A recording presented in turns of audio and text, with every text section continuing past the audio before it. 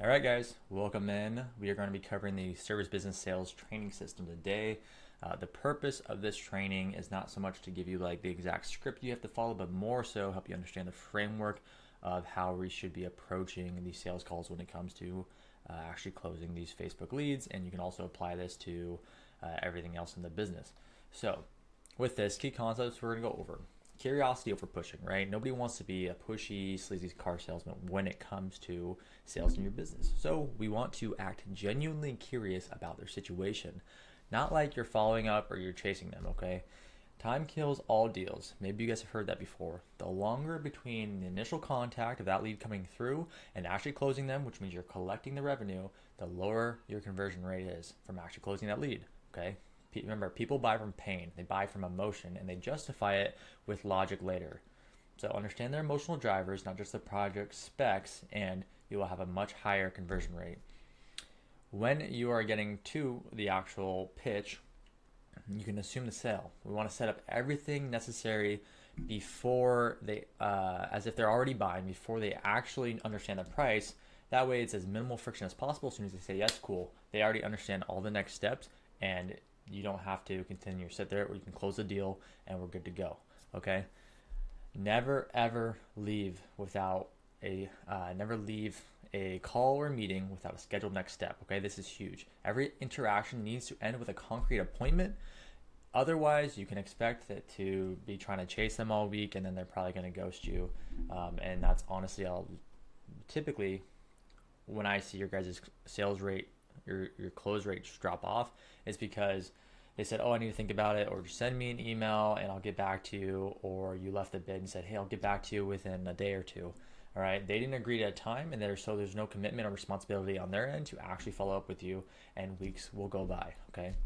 Core principle here: nobody wants to be sold, but everybody loves to buy. So your job is just to guide them to walk themselves into the sale by asking the right questions in the discovery process. The discovery process is huge, okay? So we're going to break this down into three tiers. We're going to start on the triage call when leads initially come in. We're going to dive a little bit into kind of the discovery process, and then ultimately what it should look like when you are delivering those bids. And we're going to do a little bit of role playing so you kind of understand the tonality and like how I frame words. That way it doesn't sound pushy, but more so specific to everybody's situation, who you're helping and doing these bids, consultations, exams, whatever it is, okay? So when a lead comes in, non-negotiable, you need to call them within the first 5 minutes if possible. Speed matters, and across the entire business world, there is a 300% chance more likeliness that they will pick up the phone if you call them as soon as they fill out that lead form, or they fill out a lead of some kind, to where you get their information. People forget, they move on with their lives, they're busy, okay? So we need to call them immediately. You will get a notification, so your job is to pick up that phone and dial them, okay? The point of the doing this is two things. We're going to qualify the lead, make sure we're not wasting our time going out to an actual bid or doing a consultation or even having them come into your place of business without making sure they actually qualify, looking for your services and a good fit for your business. Okay. The second thing we want to do is actually book them for an appointment. Now, some of your guys' steps to actually doing the close may be different. You may be doing like an initial examination, close right after, or maybe it's a three-step process where you have to schedule the bid, you do the bid, and then you make contact with them afterwards. Okay, we're gonna cover both in this, but we want to make sure we're qualifying the lead and setting the appointment in just this initial call as soon as that lead comes in. Okay, key tonality tips here. We need to use upward inflection to sound curious when we are asking questions. We don't want to sound interrogative, okay? And I'll explain that. You'll see me role play this in a second. Another thing you can do is it's great to use a script, guys. I still use a script today, and it just keeps me structured. I will go down the rabbit hole talking, and so it's not so much like saying the script verbatim, but more so understanding why we're asking the questions we do, just to keep us structured. All right. And when you do come across maybe some awkward questions, if it's around budget or like kind of throwing the ugly mirror at them, like what's taking this so long to get going, you can prefix it by just saying, out of curiosity, or, just so I understand. And then you can go ahead and ask that question just to kind of lower the barrier and it doesn't come across like as harsh. When you guys do ask questions, it's very important that you let silence work for you after you ask that question. Okay? People don't like to sit in silence. They think it's awkward. So if I ask you a question and I just sit there waiting for you to respond, you're going to talk because people aren't used to doing that. So you want to be comfortable just sitting in silence after you ask questions, especially big ones. Another thing you can do when it comes to tonality is say, hey, I apologize if this seems redundant. I'm trying to get really granular on your project, and then I can ask a question. And every time I've used this, everyone's like, "Oh no, it's totally okay." Because what are we doing when we say, "Hey, I apologize if I'm just a little bit unclear." I'm lowering their barrier, and they're giving me permission. Like, "No, dude, you're totally good." I'm like, "Okay, cool." And I can go ahead and ask like whatever question, which I just want to get deeper into the problem. I want to get really granular and not just like surface level. Okay. And that's how we dive into like their actual emotions and get them overall to buy.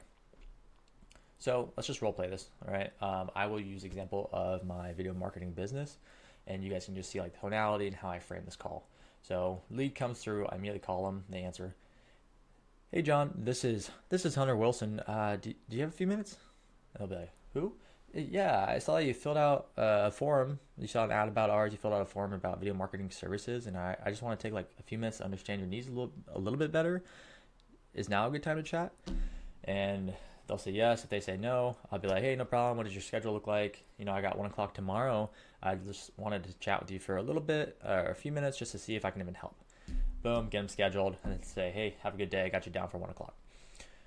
If they say yes, which most of the time they do, you say, hey, do you mind telling me a little bit about kind of what's going on in the business, or tell me a little bit about what you're looking for? And the big part is we want to ask open-ended questions. We want them to give us more than like we initially asked for, right? Most of you guys have some questionnaire in your lead form, whether it's like, hey, what specific service you're looking for, what project, what's the scope of your project, or like what's the issue that you're dealing with, right? So we can kind of get an idea of overall like what they're looking for. Yeah, I see that you mentioned you don't have any lead flow in the business. Can you walk me through kind of what's going on? Notice the curiosity and the tonality in my voice, okay? So with this, I didn't just say, yeah, so you're looking for help with your lead flow? Yeah, right? Instead, when I say, can you kind of walk me through what's going on? I want to understand past, current, and like future goals, right? Is this for your home or commercial building? So this question is more so tailored for probably like construction company or somewhere in that line, right? But if I could ask like, yeah, is this, do you mind if I ask like, is this your business or are you calling on behalf of a partner?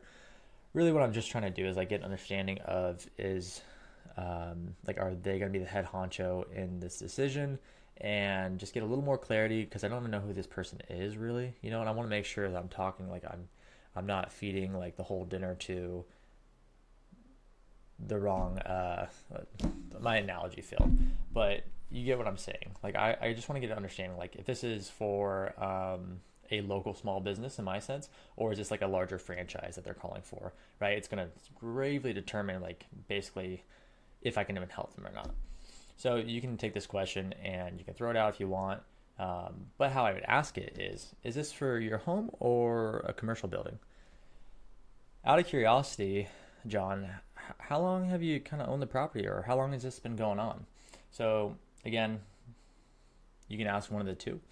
What we're trying to do, if we are like a construction business, how long have you owned the property? We're trying to understand like how much do they actually know about the property, how long have they been there, kind of understand like the situation. And then another great question, how long has this been going on? How long has said issue, have they been dealing with it? It's going to tell us how much pain they're actually in and how long they've been searching for a solution, okay? Pain point discovery. I want to know if somebody's been burned by by a marketing company before. So I'll say, yeah, have you worked with a video marketing company before? And if they say yes, I'm like, yeah, how did that go? Or if marketing in general, I want to know like, hey, did they have a bad experience? Because ultimately it's going to have, if they did, they're going to have a lack of trust. And if they didn't, I want to know what they liked about it and what worked in their business, so that way I can keep that in mind later down the road. Yeah, tell me, like, what are you hoping to accomplish with the video marketing or with this project?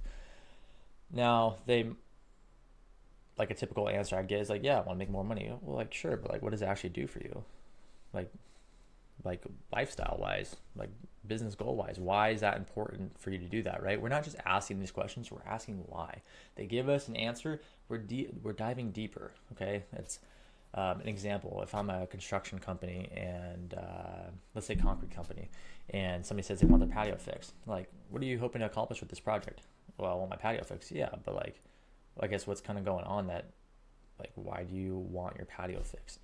Well, it's been pooling water for the last year, and now it's leaking into my basement. It's wrecking my floorboards, and it's building mold on the walls, right? We wouldn't have known that if we didn't ask why, if we didn't get deeper. Sometimes people will tell you. That's why we ask open-ended questions. But again, people love to give those short responses.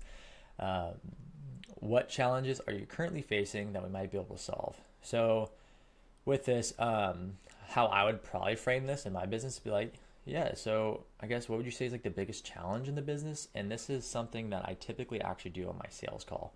Now, depending on your process, it might make sense to ask this in the triage process. But again, this isn't supposed to be verbatim, but it's not supposed to be like you have to ask this exact question. We don't want to understand like why are we asking, why are we trying to figure out the challenges that they're facing, right? We're diving into the pain and the emotion. We're not even worried about like the whole project scope yet. We just want to understand their intention of what they're trying to accomplish to see if we can help them. Do you kind of have a timeline that you're looking to get started on something like this, right? So how I ask this is, do you kind of have a timeline that you're looking to get started on a project like this? We want to see their urgency. If they say, oh, 3 to 6 months, realistically, it's going to be a lot harder when you get to the close to actually like collect payment right then and there. And again, like we want to know like, oh yeah, 2 years. It's like, oh, do you mind if I ask what made you reach out today? So that's going to give you a pretty good idea of like, are they likely to close or not, even before you even go out and do the bid, the examination, consultation, right? And overall, we're going to save time and resources by knowing these things in that first 5 minutes of like the lead coming through. Decision-making process, we want to make sure that we're talking to the head honcho, right? We don't want to spend all this time with someone who's not even going to be making the decision on hiring you as a company. So another way to ask this is, hey, just out of curiosity, John, do you kind of have a budget range in mind for this? Trying to get an idea of, usually they'll avoid this question, but you ask it anyways. It's not going to be offended by it. You're just trying to give a scope of like, are they realistically willing to put forth some money, or are they kind of up in arms about it? Or like, yeah, I can't spend more than like $100, right? It's okay. Probably not qualified. Who else, if anyone, would be involved in making the final decision about, possibly hiring a video marketing agency? So instead of just saying, yeah, who else would be involved in making the final decision about hiring a marketing company? I'm still curious. I'm like, who else, would there be anybody else involved in making this final decision if like we were the right fit and you were going to hire a video marketing agency? And they'll say, oh, I have a business partner, like my wife needs to be in on it. Cool. I'm not going to have my sales call where I jump into the entire discovery process and spend an hour with them, when at the end of the day they're just going to tell me I got to talk to my business partner, and then like I'm going to have to say everything twice, right? So save your time. Make sure that you understand that everybody who needs to be either at that bid, that consultation, exam, whatever it is there. Okay.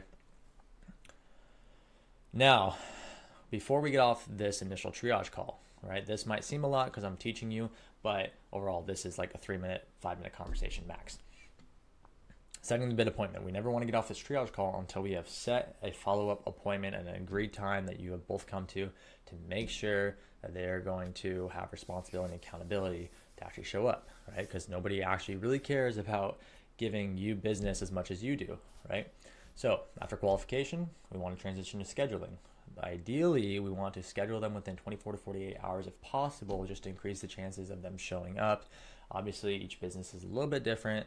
And another thing that can help you, if you're using VidLead as your CRM, or you're using a Calendly, use a calendar software with automated reminders. Just give you an example. It looks like this. I can plug somebody in with this information off of the lead form, and then it's going to immediately enter them into the automation process. It's going to send them reminder text, and I don't have to do that piece. That way, when I show up to the property, or they're showing up to my exam, or they're showing up to your sales call, that way you have set the proper expectations of what to come with, what to expect, and overall, it's going to take it's going to take less time for you to, what am I trying to say? It's going to take more time off your plate. I think I said that backwards, but you get the point. Okay, at the end of this call, hey John, based on what you shared, it sounds like we might be able to help you get this kind of stuff handled properly, what I'd like to do is schedule time where I can come out, take a look at everything in person, and assess the specific issue. Okay, so let me just rephrase this for like my company. What I like to do is schedule a time for us to both meet. It's just a quick Google Meets link, and we'll just take a deep dive into the business and see if we can help you. Does that work? Or does that sound good for you? And they'll say, yep. I was like, cool. What does your availability look like over the next day or two? Or I can just say, yeah, I have 4 o'clock tomorrow. Would that be a good time? If they say no, then you can just say what day works for you. Again, now you guys kind of get the point here, right?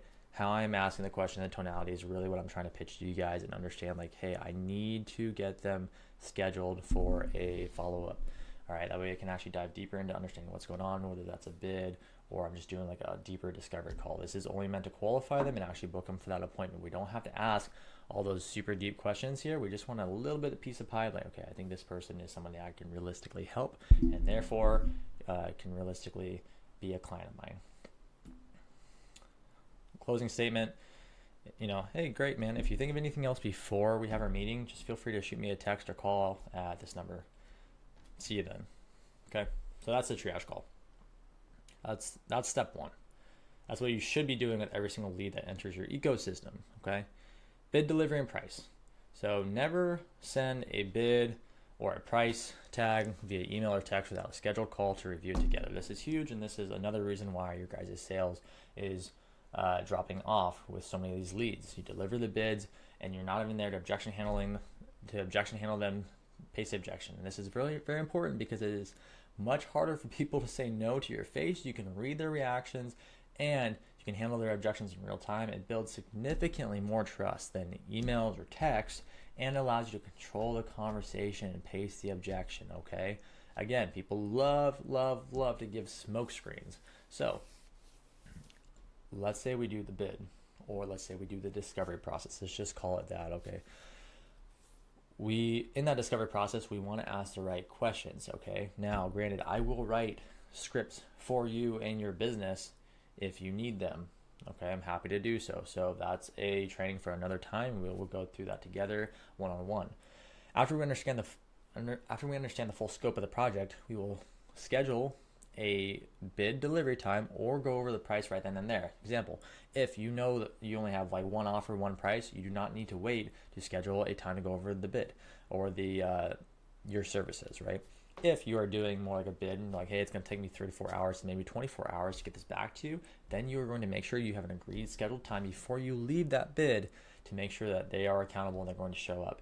And we also want to get them on a face-to-face meeting, okay? Luckily, it's 2026. Now, Google Meets, Zoom meetings have never been easier to set up, okay? Here's an example. Hey, John, I'm going to pretend I am a construction company just so I can do like this bid piece, excuse me. Hey, John, thanks for letting me walk the property today. I think I've got everything I need. I could have a bid to you by like, I think 3 o'clock today. Would that work for you? They say yes. Hey, perfect. Let me just pull up my calendar real fast. I can put us down for 3 o'clock. And is this email good for you? Cool. Yeah, you'll get an invite to a quick meeting link, and I'll see you there. And don't worry, it'll only take about 15 minutes to make sure we get everything covered that we went over today. Does that sound good? They're going to say yes. Great. If you haven't already confirmed the email, just make sure you have the right one. That way they get the invite. I just sent that over. You should see that on your end. Cool. Hey, talk soon. One big piece to this, like aside from making sure that we are settling an appointment, is like it's smooth. It's a very smooth process, right? And they're going to feel like, oh, like I said earlier, we want to walk them into the sale and assume they're going to buy. Like everything is just nice and smooth. Like we have a process. It is being like nicely delivered, and they feel like, okay, this company is professional. They know what they're doing, and I really feel like they've asked the right questions to understand my situation. Okay, this is all going to become relevant in the pitch. So, the price delivery call structure. Big thing, okay? We are going to restate their pain, and we are going to restate the value of the services we are delivering for their specific problem before we give them the price, okay? People forget. They need to be reminded, okay? They're not going to remember just because they told you all these things in the triage process. So, I will still take the role of a construction company for simplicity. Hey John, hey, I've got that bid ready for you. Before I share that investment with you, I just want to make sure we're on the same page about the problem we're solving here. Is that cool? Then you're going to recap everything they told you, and the point of this is we're going to use their words, not your own. Okay, we're not assuming things. We asked enough questions, and so all we got to do is tell us everything that they told us before, right back to them, which is the pain. Hey, so if I understand correctly, you've been dealing with this issue for this long, and it's been causing X, Y, and Z. You mentioned that you're wanting us to come in and kind of solve this or fix this before the rain comes in or before X happens. Did I recall that correctly? To tell you yes or no. Big thing. If they told you no, cool. Like obviously you're not in alignment about something, right? Obviously you missed something, so you should be pitching them the price anyways because they're going to say no because it's going to be a value objection. Say they say yes. Perfect. And just so you know, we're only going to be using these quality materials, these proper methods for your project because it allows us to make sure that they can hold up to the rainfall or make sure we're not just, for a chiropractor, like we're not just fixing or we're not just cracking and praying, right? What we're doing is we are saying, hey, this is exactly, we're kind of just ramping them up to like the value of why the price is going to be the price. This isn't just a quick fix. This is going to properly solve the issue for the next X time frame years, which is another pain point. It's probably like, hey, if I'm a concrete guy, then maybe if they worked with a concrete company before and they told me, hey, I just got my concrete property done. It only lasted 3 years. I just told them I am going to make sure that doesn't happen again. This isn't just a quick fix. So by using these materials, we're actually going to make sure that we solve that your patio stays like brand new looking for the next 10 to 15 years. Does that sound good? That's a biggie, okay? We are restating the value, and as we are saying this, they're like, oh, that sounds great. Like they are agreeing with you. Yeah, that sounds good. Yes, that sounds good. Right? We are moving into the sale. They are aligning with you every step of the way. So that way, when you say price, if they say, oh, no, that doesn't work for me, I'm like, oh, I'm just confused. And then you restate what you guys just agreed on previously. We'll get there. So forward question. With any forward question, you say, hey, do you mind if I ask you a question that might seem a little bit forward? They're going to give us permission. We're going to wait for it because that way we can ask this question and it doesn't come off weird. Yeah, John, like for this project, are we more so looking for the cheapest bid or are we more so focused on like finding, I guess, the right fit to have the project done correctly? If you have a lot of competition with your bids or examinations, this is really important because what we are seeking is clientele or prospects who are more so focused on having things done correctly than just looking for the cheapest price, right? And if they are looking for the cheapest price, then we should probably educate them on why that's not a good idea, right? You guys can all probably go on and on about why alignment and actually fixing the problem is better than just going with the cheapest bid because they're going to have to probably pay twice and that's going to be more expensive anyways. What they say next tells you everything. If they say done correctly, cool, you're in good shape. You can continue now to the actual investment drop. If they say cheapest bid, you got to pause, pump the brakes on everything. Now we need to dig deeper. Oh, okay, yeah, you can be confused because you should be. I appreciate the transparency, John. I mean, can I ask, like, why is the cheapest bid more important to you than having it done properly? And if they don't feel stupid saying this, or they just don't care, then maybe that makes sense. And honestly, maybe you're just going to give them maybe they're not going to close. But overall, like if we do this 10 times to 10 different customers, guess what? Most of them are going to come to common sense, right? So again, you can't close everybody, but with this framework, you're going to close a lot more people than just delivering them a bid over email because we've already done so much more than all your competition who just deliver a bid over email are going to do. And they're going to tell you. So, and maybe that's like whatever those reasons are, I think you guys can take it from there. That's a deeper training for like just objection handling and studying sales. That's always an ongoing process, right? But you can understand why I framed that question the way I did because now I know, oh, they're just shopping for the cheapest bidder. They don't even care if it's done correctly. Most people aren't going to say that, okay? And if they do, ask this question. Awesome. So based on everything that we just discussed and what I assess your property, next steps. Actually, I'm gonna reframe this real fast. Cool. So next steps, you'll process the investment directly with me. We'll get X, Y, and Z started in time frame. So we're just setting them up. Hey, here's the next steps. Here's a time frame in which we're going to do it in. So based on everything that we discussed and what I just assessed your property or that we talked about in our examination, to solve, insert the specific problem. Don't just say solve your problem. Talk about exactly the problem that you are fixing for them with this exact offer that you're going to do for them, and make sure you restate their goal, like dream outcome, right? Because we are painting the exact picture and they're going to feel like this is a very customized plan to them, which it should be, right? The investment for that is going to be X amount. Shut up. Don't say anything after the price drop. Let them process and tell you what they think, okay? When they tell you what they think, you're probably going to have to objection handling. If they say, okay, sounds good, like awesome. So if you already staged them to tell them that here are the next steps, we're going to process the investment, then we're going to do X, Y, and Z. You don't have to say this, but if you haven't, you can say awesome. So next steps, we'll get you on the schedule. I have X date available. Would that work for you? Boom. You get them on the schedule. You collect a deposit. If you guys collect a deposit, I recommend it. Reason why is because people get buyer's remorse, and when we lock in an actual deposit, they are a lot more likely to actually go through with your services. And you're not spending all the time to prep, block out your calendar, maybe even order materials, if that applies to you, hire the crews, and so forth, right? Your guys' time is valuable. And when you start bumping your sales rate from like 20% or less to like 50 to 60%, your time is going to be very valuable, okay? So if you don't do some kind of deposit system initially, I recommend it, and you're going to see a lot less people back out of the deal after saying yes when you do collect it, because it just keeps them accountable. Now, objection handling and closing, right? Objections are going to happen regardless of the deals you give them, okay? So do not drop your price. You should be like a steady oak tree, right? Centered in your offer, okay?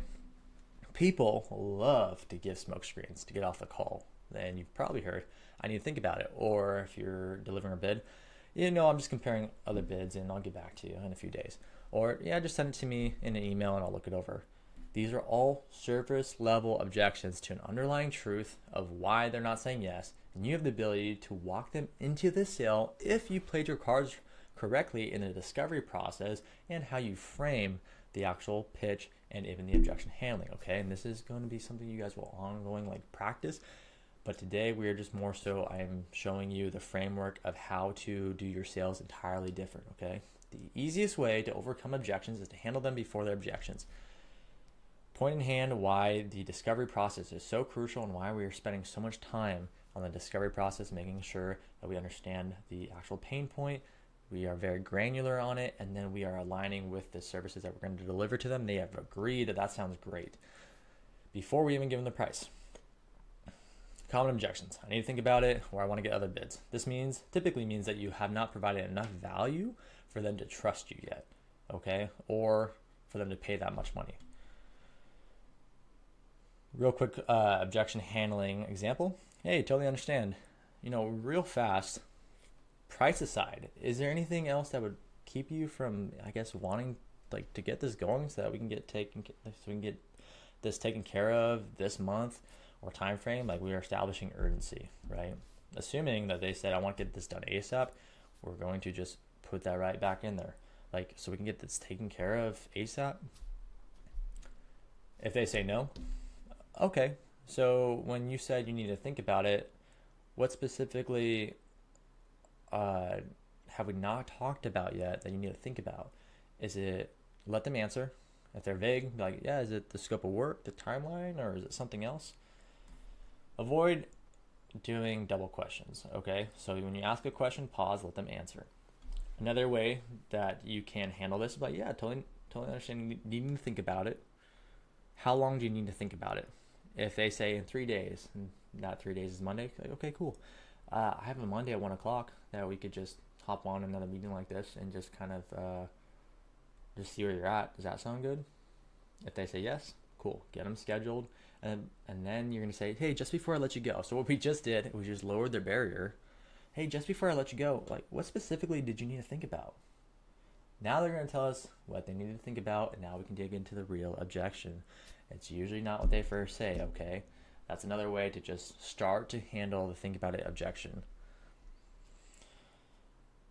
A lot of times after you handle the I need to think about objection, they might say, it's just above my budget. So first we need to isolate if price is the only issue. Hey, yeah, man, I totally get that. Like real fast, price aside, is there anything else that would keep you from wanting to move forward? Like, do you feel like we're the right company to do this job correctly? Like, honestly asking. If they say yes, then you know that you're the right fit, but the price is the issue. So now, depending on your services, if you can adjust how you structure like the payment wise and find out like a payment plan for them, now you're going to introduce a payment plan. We don't go, hey, the investment is $15,000. Don't worry, we do payment plans and we can schedule this out 6 months. How does that sound? We're going to hold that. It's ammunition, okay? We're going to wait till they actually give us that objection, and we're going to make it sound like it's more custom tailored to them. Yeah, I appreciate the transparency. So just so I understand, John, what would that number realistically need to look like for you to be able to start a project like this? And if they say, what do you mean? I was like, well, to be honest, man, like I care about the commitment more so than I care about like the price, right? So if you feel like we are the right fit to get this job done, and I remember you explaining that you need this, and I can restate the pain if I want to, like I want to make this work for you. If you really believe that we are the team to get this done. So I guess like what would that price point need to look like for you to realistically be able to like get this thing going today? And then we'll tell you if I got it. So is that like a hard cutoff, or would you be open to a payment plan? If they say yes, if you have a payment plan available, pitch it. If they say no, then there are other options. If depending on like the type of niche that your business is, like if you're a construction company, obviously you have to fall within your SOP, right? But maybe that's just delaying the actual time in which you actually deliver the service, so you get that job 2 months ahead. But like, hey man, just so we can like lock in the date, and you said you're for sure want to do this, we want to get this done in the next 2 months, you're just waiting a paycheck that's not coming in for the next 3 weeks. If we just get like a small deposit, I can get the guys moving. It gives me enough to order the proper equipment, materials I need, and then we get the guys scheduled for that date and block it out for you. So in 2 months, we're breaking ground. Would that be something you're willing to do? And then boom, then you take a deposit. Now they are like 100% more likelihood to actually go through in 2 months, and just saying, yeah, hit me up in 2 months, man. You guys see the difference? When you get to this part, it's really just like speaking candidly to them. And I always find this works very well because you're just being real. Can I be honest with you about something? They'll say yes. Listen, man, like I know times are tough and I'm not trying to make this more expensive than it needs to be. And just so you know, like because we use X materials and because we live in Washington, we have so much rain, the reason that your patio is able to, if we're using like a patio example, the reason that your patio is able to stay like brand new looking for the next 10 years is because we use these materials. And unfortunately, it's just a cost right now. And so what I've seen over the years is there might be someone who offers to do this for cheaper, okay? And don't get me wrong, they might be okay. But realistically, if you were to hit that price point, like $1,000 cheaper, kind of like you were hoping, they're going to be using those cheaper materials and probably shortcuts that's going to leave you with the same issue that you're in now. Then you're looking at spending realistically like double, and that's not including the damage to the project, right, that you mentioned earlier. So I know that the 15,000 like seems steep, and I'm not going to act like 15,000 is nothing, but I'd hate to see that happen to you given like the conversation that we've already had about X pain. So I mean, like with that in mind, man, if we were going to break this into monthly payments, like what would that need to look like for you? Just another example, okay? And guys, listen, this is, sorry about that. Guys, listen, like this is not, the goal of this is not to be manipulative, right? But it is psychological sales, all right? And if we have the services to deliver and actually help somebody to avoid them getting burned again by someone else in your niche who's going to do it wrong and make them even more frustrated and overall cost them more money, right? We have the solution to help them with their problems and they see the value, then we are morally obligated to walk them into actually going through us so we can help them, okay? And that is the point, is we're just reframing like everything that's going on in your mind that you might get frustrated about, like why somebody might not choose you for their job, and we are stating it to them in a way that is not going to come across to them as like defensive, and they're going to be like, oh, and they actually care about me and they actually understand my specific situation, which you should. I need to talk to my spouse partner. This one is obviously one of the tougher ones to handle, but we just need to clarify, like, why do they actually want to talk to their spouse or partner? Typically, this means that you usually didn't get all the decision makers on the call, or they're just using that as a smoke screen and they don't expect you to actually handle it. So let's role play it. Hey, absolutely, man. Like, I talked to my wife about everything. That makes total sense. Like, I guess, what specifically do you think that they'll want to know about X services? They tell you, okay, oh yeah, awesome. Well, here's what I'd like to do, John. Like, what? I guess you mind if I ask, like, when do you plan to talk to them? Today, right after this call. Oh, great. So, how about we just schedule like a quick 15-minute call in an hour, and we just have a short conversation where we'll all go over everything we just talked about together, and I can answer any questions they might have directly. That way, you don't have to try to remember and explain everything I said, because unless you have a photographic memory, it's unrealistic that you're gonna be able to do that. There are other alternatives to doing this, but honestly, it kind of goes down the rabbit hole and it's a little bit higher level sales. So we're just going to stick with this example for today. Okay. Big learning lesson there is understand, is it just smokescreen, or did we not get all the decision makers on the call? Collecting the deposit, I already mentioned this, but why the deposit matters, okay? It is a commitment device. People who pay are exponentially more likely to follow through. It secures your time and resources, and it's going to weed out tire kickers, okay? So the deposit ask, after they've agreed to the price and timeline. Perfect. So John, I'm gonna take the example of a construction company again, just because it's more relevant. Perfect. So, hey John, just typically how our projects work is we require a deposit to reserve your spot on the schedule, and we lock in this pricing to order materials. This lets us order the materials and protect your dates. Does that make sense? When you say like, does that make sense? You're not saying this lets us order materials and protect your dates. Does that make sense? You're like, this lets us order materials and protect your dates. Does that make sense? Flexation of my voice, right? They say yes. Great. So what I'm going to do is just send you a calendar invitation right now if you haven't already done so. And we'll get that deposit handled real quick. Do you have that card handy? You don't want to say, do you want to pay by card or check? Just say, do you have that card handy? You give them the option, then they go back and forth. Just assume the method that that is your preference, okay? The big thing for the card is that it's like instant payment. We can collect it right now. So that's what we're trying to do. If they balk at paying now, yeah, hey John, I totally understand. Hey man, just so you know, like I can't actually order the materials or officially block off your spot until we have the deposit. And like with spring coming up, like I mentioned, it's just busy season is coming, so I can't guarantee that slot will actually be open if we wait.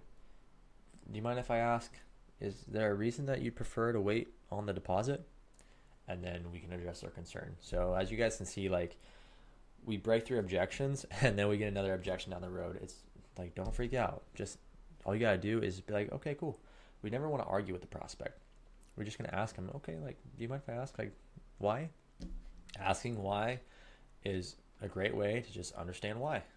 Otherwise, we're just leaving things to hope and assuming whatever reason is in our heads. We want them to tell us, okay?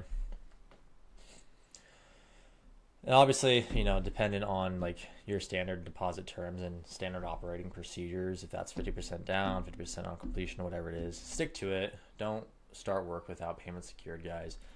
That is obviously a huge one, and you guys probably already know that, but yeah, stick to your pricing, stick to your guns. Don't go off like when they say no or give you an objection. Don't like, well, I'll give you this discount. That's shady, and people are just going to assume they can drop you more. That's why so many people walk into a car dealership and expect them to be able to drop the price because they know they just price it up. Okay, stick to your guns. You don't need to drop your price unless unless your offer sucks, right? Or nobody sees it as a value issue. But you don't need to drop your prices. You just need to learn how to handle these objections and frame the call correctly, so that way you can tie in their emotions and like the pain of why somebody actually is looking for your services in the first place, instead of just saying, yep, here's how we'll fix it, and assuming those things. So key success metrics to track: response time. How quickly are we calling leads back? Should be within 5 minutes. If they do not answer, guys, we are calling them every single day after to get them on the phone, okay? You guys paid for the lead. We just need to nurture them. So continue to call them. You can double dial them if they don't answer the first time until they block you, okay? You guys are going to have a lot of leads coming in the door ideally, so make sure that we are following up with them accordingly, all right? There's not too much follow-up until they've actually responded to you and you guys have made some kind of deal, scheduled appointment. Qualification rate. What percentage of leads are qualified after initial call? We're going to work on this together, obviously, from like the ad side. Bid appointment set rate. What percentage of qualified leads get a bid scheduled? Bid show up rate. What percentage of scheduled bids actually happen? Bid to close rate. What percentage of delivered bids turn into deposits? Average time to close. How many days from lead to deposit? So again, whether you do exams, you're doing sales calls, the bid piece might be or might not be relevant to you. However, target benchmarks, we're looking for a response time in less than 5 minutes, 60-80% qualification rate. Honestly, when it comes to Facebook ads, if we are above 30%, that is technically hitting like industry average for like running ads. Typically we're higher though, so we should be. Bid appointment set rate, if they're qualified, definitely should be in that 80% ratio. That means that if we're following this framework, bid to show up rate 85% and above, and then the bid to close rate should be like 40-60%. And our time to close is realistically within less than 7 days if we follow this framework. Okay, the difference between a 20% close rate and a 60% close rate is not the quality of your work. It is the quality of your sales process. If you master these fundamentals, you will never struggle to convert leads into customers again. So this training is vital. We are fixing your lead generation issue, and now we are fixing the sales bottlenecks that you're going to run into if you do not have a proper framework in place. And we're going to know because we look at a tracker just like this, where we can see the marketing in the yellow is obviously from the Facebook ads. Everything else, from the sales to the return, is technically on you. Okay, we are doing this training so that we can make you successful.